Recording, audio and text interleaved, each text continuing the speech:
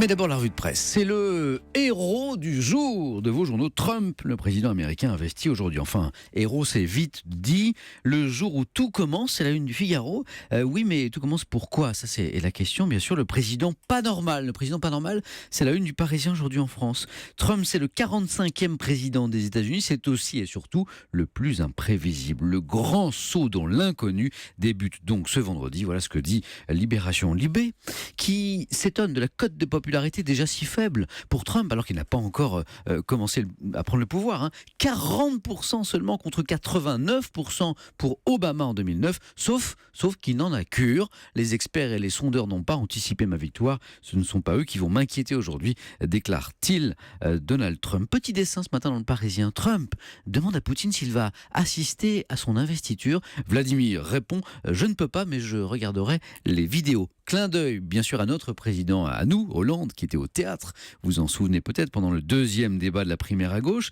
Vos journaux ont bien sûr regardé le troisième et dernier débat de cette primaire hier soir et écoutez aussi sur Europe 1. Le Parisien résume, studieux mais pas enthousiasmant.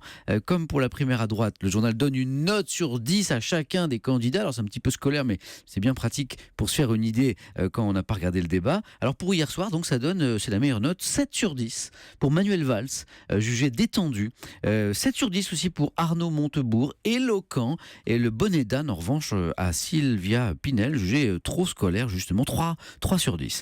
Mais sur cette primaire, c'est la tribune signée du député LR Julien Aubert dans l'Opinion qui a retenu mon attention ce matin, constatant que la politique française est en train de se recomposer à vitesse grand V. On a déjà dit adieu à Sarkozy, à Juppé, à Hollande, et ça n'est pas fini.